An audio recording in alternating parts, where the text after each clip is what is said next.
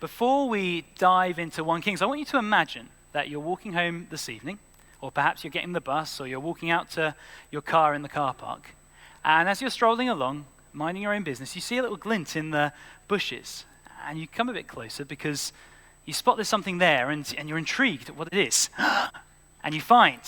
Now, bear in mind, I planned this rather late in the day. This is a genie's lamp, okay? Not a teapot. But use your imagination. You find a magnificent, mysterious, exotic genie's lamp in pure gold or stainless steel. And you and you pick it up. And part of you feels embarrassed to even think this thought, but you want to give it a rub. And you want, I can't get past it being a teapot. It's got a nice little kind of mahogany bit on the top. Anyway, and so you bring yourself to do this. No, you check no one's watching, because if nothing happens, you'll feel really embarrassed. But you kind of get yourself ready, all braced, and then you give it a quick rub. And yeah, that was good, wasn't it? The genie comes out, and this guy kind of pops out in MC Hammer sort of pants and kind of a turban on his head, and he says, "I will give you 1 wish." Okay, 1 wish, because that's in the story, not 3 wishes like in the Arabian Nights. And he gives you 1 wish. Your wish is my command. What would you ask for? That's tempting, isn't it? What would you say to him as you're on the driveway heading back to your car, and the big, imposing genie offers to give you anything? It's within his power to grant you anything you wish, any pleasure, any desire, any riches. Would you go for a fancy flash car or a house on sandbanks? Or I was thinking maybe to look as youthful as John Senior, our Moreland student, does at 35 years of age. That's very impressive, isn't it? But what would you ask for if you were given 1 wish? See, the reason that is a really interesting question is because I think it gets to the heart of who a person is. What you would wish for, if you're honest with the genie, is a pretty good indicator of what matters most to you. What is deep down your heart's desire, what you love more than anything else. Now, that's a fantasy, and this is a teapot. But today we're going to be looking at something that really did happen, not with a genie, and not in fiction or in my imagination, but in the book of 1 Kings, in reality. So turn with me, if you will, to 1 Kings chapter 3. It'll be really handy to have it open in front of you, or glance across to a neighbor who's got a Bible or something on their phone that you can follow along with. Because we're going to see what happens when something kind of similar happened to Solomon, one of the kings of Israel. Now, you'll remember that last week, if you were here, in our Dare to Believe series, we were back in that series last week, and we were looking at King David.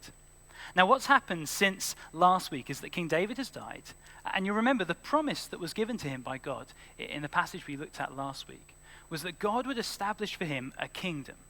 He would establish a house. By that he meant a dynasty, a family line of kings who would reign on his throne. And that's good news if you're a king, to know that others will come after you and sustain your line. And so this comes just a little while after that, after David has died and his son Solomon has come to the throne.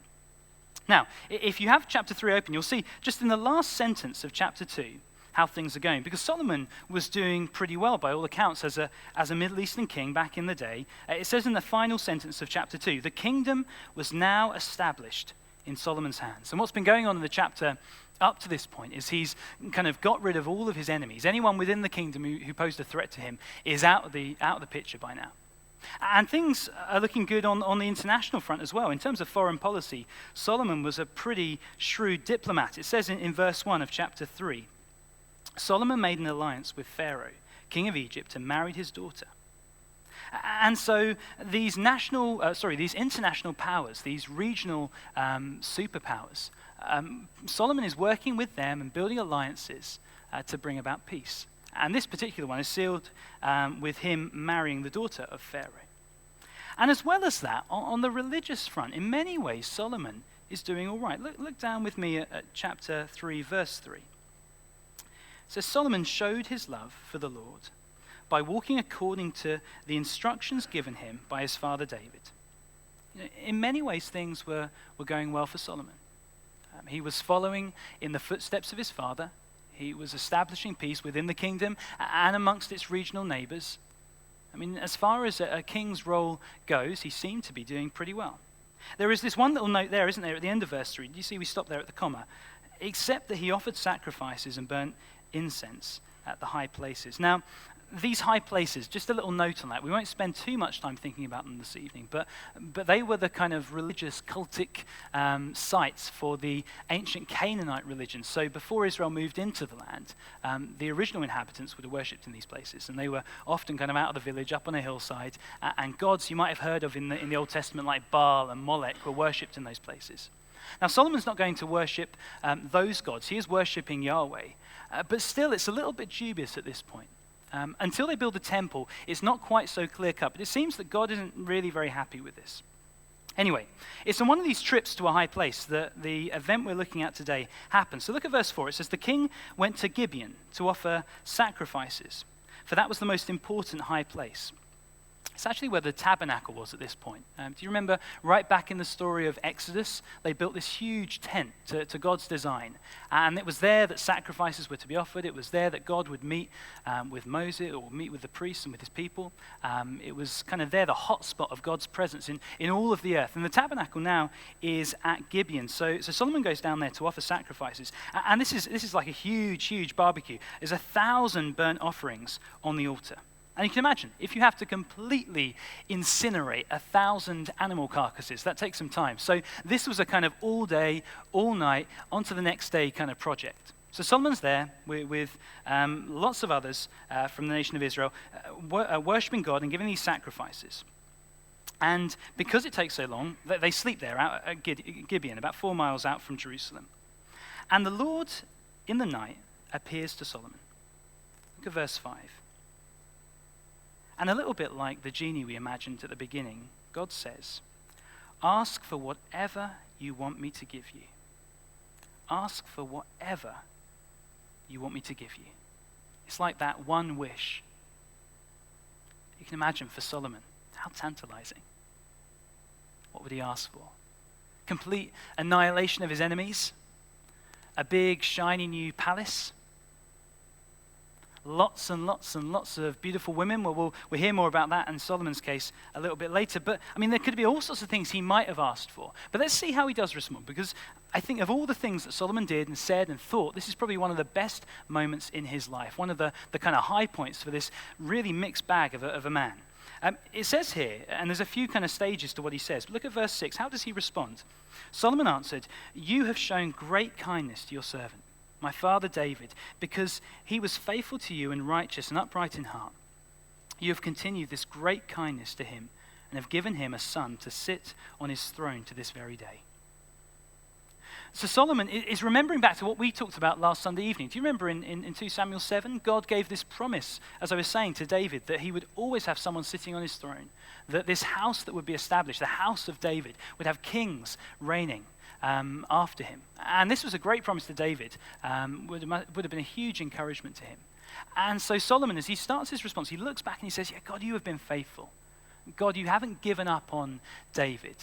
You haven't forgotten the promises you made. You're a covenant God who keeps his promises faithfully," just like we've been singing about a moment ago. And Solomon just reflects on that for a moment as he comes to God with his request. But then in verse 7, he moves to the present day. "Now, Lord my God, you have made your servant king in place of my father David. But I am only a little child and do not know how to carry out my duties. Your servant is here among the people you have chosen, a great people, too numerous to count or number. So give your servant a discerning heart to govern your people and to distinguish between right and wrong. For who is able to govern this great people of yours?" See, Solomon brings it right up to date now, and he realizes that he is so inadequate for the job that he's been given. I mean, he is king of a massive, important, significant nation. I think knowing the promises that God has made to Abraham and Isaac and Jacob and to his father David, he must have felt the weight of that, to be that king sitting on that throne of this nation with such a pivotal role to play in the landscape of the whole history of the world. He must have felt that. And what does he describe himself as? A little child. He's actually probably about 20 years old now. We got any 20-year-olds in the room this evening? There we go, got one at the back. So Alex is operating a computer. He's not a little child. He knows kind of what to do. He's an adult. You feed yourself, don't you, Alex, and live independently. So Alex is not a little child. But he certainly, and Solomon wasn't a little child, sorry, not Alex, we're talking about Solomon. Solomon isn't a little child, but certainly he feels his inexperience. He feels kind of dwarfed by just the size of the task that is ahead of him. He might be kind of a young adult, but he's not a king. And this nation is huge, and the responsibility is massive, and he's overwhelmed. And so he says to God, put simply, help. Help me with this big job I have to do. Look at verse 9 to get the actual wording, not my paraphrase. Verse 9, so give your servant a discerning heart to govern your people and to distinguish between right and wrong. He asks for wisdom. That's what we thought about already this evening. He asks for wisdom to govern the nation well. Now, what does God think about this? Interesting to see what God says in his side of the conversation. Look at verse 10. The Lord was pleased that Solomon had asked for this. So God said to him, since you have asked for this, and not for long life or wealth for yourself, nor have you asked for the death of your enemies, but for discernment in administering justice, I will do what you have asked. I will give you a wise and discerning heart, so that you will never so that there will never have been anyone like you, nor will there ever be. God says, yes. He says, have it. Have a discerning heart. Have a wise heart. You could translate that word discerning heart those words discerning heart as a listening heart. Solomon was asking to have a heart that hears the voice of God, a heart that is responsive to God, that is tuned in to God and to his way of leading the people. That's really what Solomon wants. As a king who's inexperienced, doing well diplomatically, I suppose, but feels out of his depth, he wants to be drawing heavily on the wisdom of God and hearing his voice. That's what Solomon longs for. And God says yes. And God gives him that heart. And if we just probably just turn the page, chapter 4, verse 29, we see a little something, a little snapshot of what happens here. God does answer this prayer, this request of Solomon's. Look at chapter 4, verse 29. It says, God gave Solomon wisdom and very great insight, and a breadth of understanding as measureless as the sand of the seashore. And Solomon knew lots of things. We'll just see that in the next verses. Solomon's wisdom was greater than the wise men and the people of the East. And there's lots of people mentioned there, including a guy called He-Man, which is great for anyone who was born in the 80s. And in verse 32, it says, he spoke 3,000 proverbs, and his songs numbered 1,005. He spoke about plant life, from the cedar of Lebanon to the hyssop that grows out of a wall. He also spoke about animals and birds and reptiles and fish. So he was a biologist. He had all kinds of expertise. He was just a kind of Renaissance man who knew a lot about everything. He was an incredible person. And this all came from God. He was given wisdom. But if we turn back to chapter 3 now, you see that's not the end of what God says to Solomon. Let's pick up at verse 13. He says, I'll give you this discerning and wise heart. Verse 13, moreover, I will give you what you have not asked for, both wealth and honor, so that in your lifetime you will have no equal among kings. And if you walk in obedience to me and keep my decrees and commands as David your father did, I will give you a long life. Then Solomon awoke, and the dream comes to an end. This is astonishing, isn't it? Solomon asks for wisdom, and he gets wisdom. But on top of that, God piles wealth and honor and long life and success and victory and everything else. Everything he didn't ask for, but maybe considered asking for. God piles on top. Now, what's going on here? Maybe a more important question we should ask prior to that is, what is wisdom? We've said it's listening to God, and that's a part of that. Having a discerning heart is having a hearing heart. One definition by a theologian with an astonishingly good name. I don't know if you've heard of him. His name is Tremper Longman III. Isn't that a brilliant name? Do we have any Trempers? No? Okay. But something I learned this week, actually. Tremper Longman III, this is so good, has a son. And he called him Tremper Longman IV. Isn't that great? So anyway, Tremper Longman III, father of Tremper Longman IV, describes wisdom like so. He says, wisdom then is how to live in God's world in God's way. Wisdom is how to live in God's world in God's way. It's a very simple definition, but it gets to the nub of what wisdom is. It's very practical. It's about the things that you say, the way that you do your business, the way you raise your family, the way that you manage your diet, the way that you involve yourself in exercise, and yeah, all sorts of other things. It's very practical about the things you do, the things you say, the things you think, the emotions you feel, and the way you manage your emotions. All of that comes into the sphere of what is wisdom. It's about living God's way in God's world.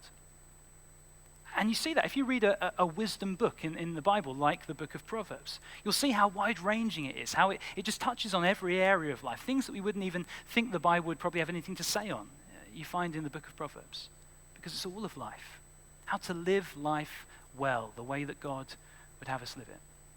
But Solomon's wisdom, there's an extra facet, I suppose, to it, because Solomon is given wisdom to live life well, God's way in God's world. But did you see why he asked for wisdom? He asked for wisdom so that he could live God's way in God's world for the sake of God's kingdom. I think that's really interesting. He asks for it, not for selfish reasons, not so he can be a kind of fount of all knowledge and people can come and he can win pub quizzes and all that sort of stuff. That wasn't his desire. His desire was so that he could be a blessing to God's kingdom, so that he could rule well in God's stead. That's what he asked for here. And so it seems to me that here, Solomon, with infinite possibilities in how he could answer God, chooses to answer in this way because he cares more about the kingdom of God than about anything else. When you get to the bottom of what is in Solomon's heart, what matters most to him, it's God's kingdom, and that it would flourish, and that it would be run well, and that it would be a blessing to the people who belong to that kingdom and to the nations. Now that's not the story for all of Solomon's life, but right here in this very best moment in Solomon's life, that's, I think, what's going on in his heart. And it reminds me of something else that was said a little later in the Bible by Jesus. I wonder if anyone else is kind of on the same train of thinking. Turn with me to Matthew chapter 6 in the New Testament. The book of Matthew. Jesus is teaching about all kinds of things, very practical things like we've been thinking about already, about the clothes that you wear and the food that you have, the homes that you live in, those kinds of things, and talking about these issues. And in chapter 6, verse 33, Jesus says this, "But seek first his kingdom," that's God's kingdom, "and his righteousness, and all these things will be given to you as well." Seek first his kingdom and his righteousness, and all these things will be given to you as well. And I think Solomon's story here is acting out that teaching of Jesus long before it was ever spoken by Jesus. Solomon seeks first the kingdom. The thing which gets his heart beating is God's kingdom in this world. That's what matters to him more than anything else, more than riches, more than fame, more than a long life, more than victory over his enemies. Those things are nothing compared to God's kingdom. And so that's what he wishes for. And because God is so generous and God is full of grace, and we often see this in our own lives, don't we? When we choose his kingdom, he often piles on so much more that we don't deserve and we never ask for. Incredible, really, isn't it? And I think if there's anything that we should emulate from the life of Solomon, it's probably this. It's probably this that we've just seen here. To care more about God's kingdom than anything else. In the things that we desire, in what we choose and what we long for ourselves. To want to be a blessing to the kingdom of God. I mean, going back to the lamp, which isn't a lamp, what would you have wished for? What would you have asked for if a genie had popped out of here and given you a wish? I think for all of us, it would be wonderful, wouldn't it, if we longed, like Solomon, to be equipped by God to serve his kingdom. That's basically what happens here. Solomon says, "Tool me up, God, so that I can be useful in your kingdom. So that I can rule this kingdom well, because I've been put in the throne and I need to run this thing. So give me wisdom, I need it." And so all of us really should be asking the same kind of thing, shouldn't we? I mean, maybe you would have wished for a promotion at work, or that dream job. Maybe you would have wished for a yacht, or a house at Sandbanks. Maybe you wish for a Maserati or a Lamborghini, or I don't know what, or a private jet. I mean, there's lots of things we might have wished for. But actually, if we're to be in line with Solomon's thinking here at this good point in his life, we need to be wishing for something much deeper and with more wide-ranging, wonderful effects in our world. Wishing that we could be, or rather I should say praying, that we can be equipped to serve God and his kingdom better.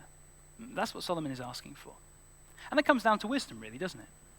Asking God to give us wisdom so we can live well in this world, so we can be useful to his church and to the wider world, so we can live his way in his world for the sake of his kingdom. That's what Solomon, I think, is modeling for us here.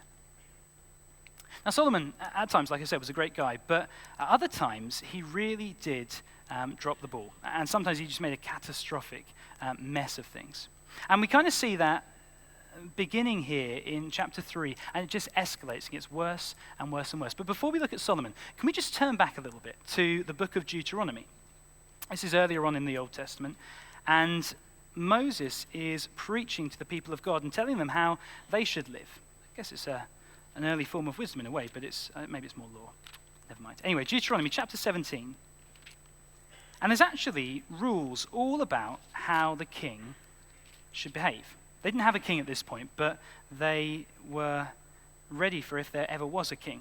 And in chapter 17, verse 16, we read this about the king. Now, it'd be good if you keep a finger in here, because we might kind of flick back to it, or at least refer back to it in a second.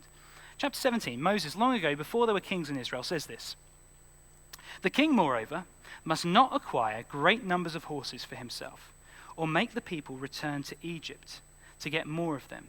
For the Lord has told you, you are not to go back that way again. He must not take many wives, or his heart will be led astray. He must not accumulate large amounts of silver and gold." Do you follow that? So, you mustn't have lots of horses, and definitely don't get them from Egypt. You mustn't have lots of wives, and don't have loads and loads and loads of gold and silver. Okay? Those are the rules, basically. Now, if we turn back to, keep your finger in there, and turn back to 1 Kings 3, and we'll see, just as things are beginning in this chapter, there are a few concerns, aren't there? Just a few warning signs that maybe you picked up when Liv read it through, or as we started to talk about this evening. But perhaps they didn't really register. Look at chapter 3, verse 1. Solomon made an alliance with Pharaoh, king of Egypt. Doesn't sound good, does it? Egypt always makes you kind of take a sharp intake of breath normally at this point in the Bible. And he married his daughter. Now, some of this might be concerning to us, but actually this all escalates as Solomon's life goes on. And I want us to turn just to the end of Solomon's life and see how things end. Have a look at chapter 10 with me. So just flip forward a few pages in 1 Kings chapter 10. And we'll start reading from verse 26, we'll go from. Chapter 10, verse 26.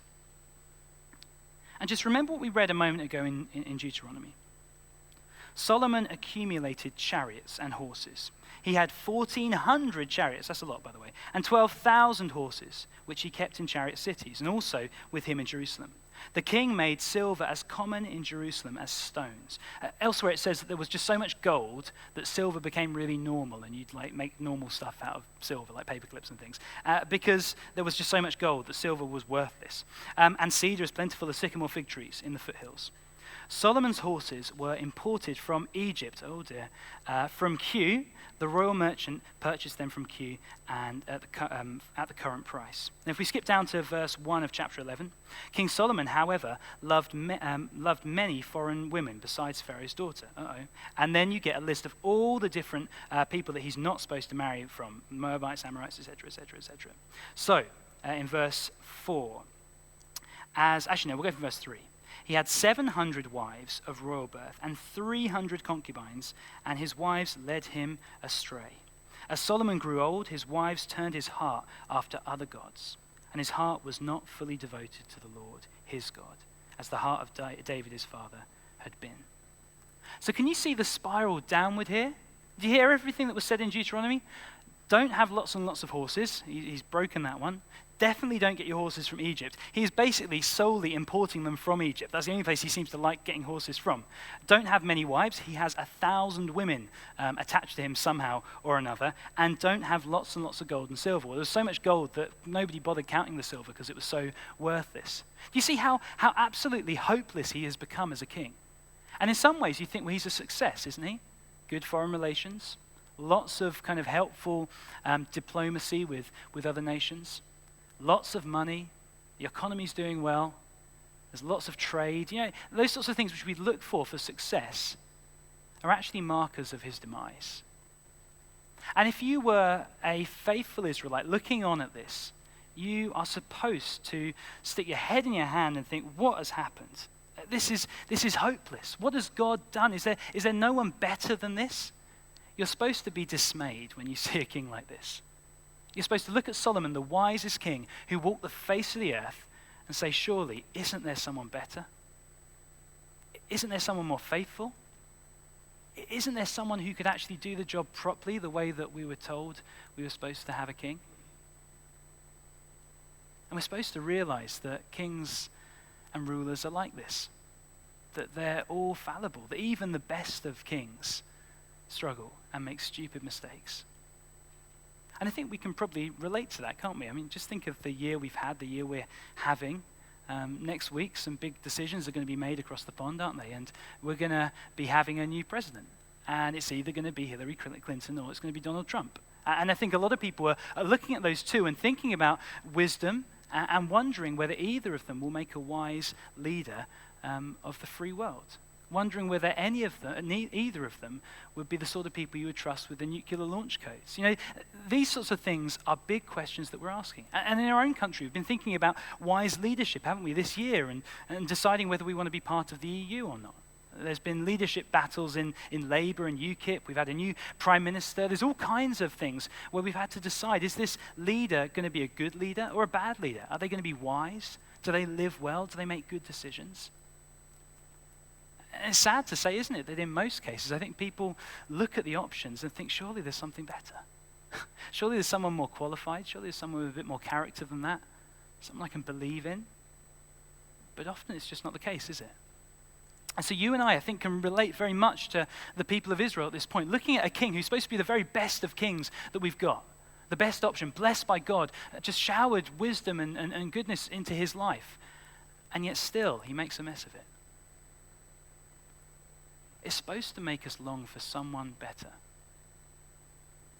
And as the timeline of the Bible rolls on, eventually he comes, doesn't he?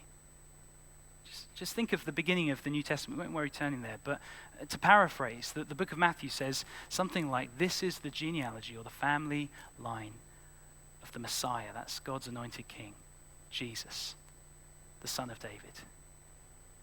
Solomon was a son of David, but he was a hopeless mess of a king by the end of his reign. And soon enough, God sends a far, far better son of David, a far, far wiser son of David, who knows how to live God's way in God's world for the sake of God's kingdom, who rules like nobody else ever will. And you see his teaching, and it astounds them. It knocks them dead because it's so genius. You see his relationship to God, the way that, you notice it particularly in John, he says that it's his will is to do the will of his Father. To do the will of his Father, that's like food to him. It nourishes him. It feeds him. It fills him up. It satisfies him to do God's will. And here, finally, in Jesus, is the king that everyone has been looking for. The king who is wise. The king who knows how to live well. The king who can rule in God's world, God's way, for God's kingdom. And so this evening, don't think that Solomon is the end product. Solomon has a good day in chapter 3. I'll give him that. It's a good day. But the rest of his life isn't like that. By the end of his life, it's a mess. But Jesus is the king that we have been longing for. It's the king, although the world often doesn't realize, it's the king that the world is longing for. When we despair, or political commentators despair at the options in front of them in the Democratic Party, in the Republican Party, or in Labour and the Conservatives, or UKIP, or the Greens, or whoever, or the Lib Dems, do you remember them? In any of these cases, when we look for these leaders and we find people who just aren't worth backing, it's because there's someone greater that everyone's missed. And the good news, one of the wonderful facets of the good news about Jesus is that he is king. It was great the way Alison referenced that in her prayer earlier. He is king. He does reign. When Jesus came the first time, he established his kingdom. And now, from the right hand of the Father, he reigns. And one day he'll return, and his kingdom will completely cover the face of the earth. King Jesus, the greatest king the world will ever see, the wisest man who will ever walk the face of this earth, will reign forever, everywhere, for all eternity. And that is good news, isn't it? When you look at the mess of the Middle East, all the kind of conflict and the problems and the pain, and Jesus will one day reign there perfectly. When you think about the mess in our own country, or in the US, fairly developed nations that should know better, you'd think. When you look at the mess in our country, one day Jesus will reign here too. When you look at North Korea and the hideous dictatorship, Jesus will reign there. Pick any spot around the world, Jesus will reign. And that is good news, isn't it? Jesus is king and Jesus will reign, and Jesus is the wisest, truest king we could ever imagine. But back to us, just to finish, because we were saying earlier that we should seek God's kingdom, shouldn't we? We should be people who don't just ask for kind of nice things that we would like, luxuries in our life to kind of pamper ourselves. They shouldn't be our ultimate desire, our ultimate thing that we live for. No, we should live for God's kingdom. We should long to see his kingdom grow and be established and seek that first. And how do we do that? Well, it's interesting, we were doing in our studies in small groups, the book of James, and maybe you picked this up a little while ago, that James says, if any of you lacks wisdom, and essentially ask God and he'll give it to you. God loves to give wisdom. But how do we learn wisdom? Well, if you're still in 1 Kings or thereabouts, look at chapter 4, verse 34 for me. We were talking about how Solomon knew all sorts of stuff about plants and reptiles and things like that. He was a botanist and a biologist. And it says in verse 34, I mean, how did people learn wisdom back then? It says, from all the nations, people came to listen to Solomon's wisdom, sent by all the kings of the world who heard of his wisdom.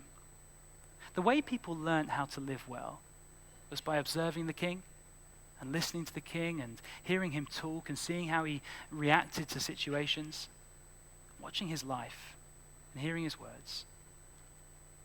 And we know Solomon was really just the prefigured Jesus, wasn't he? And now a better, a truer, a wiser king has arrived. And what do? If we want to learn wisdom, well, we listen to Jesus, don't we? So just turn with me as we finish to Matthew chapter 6.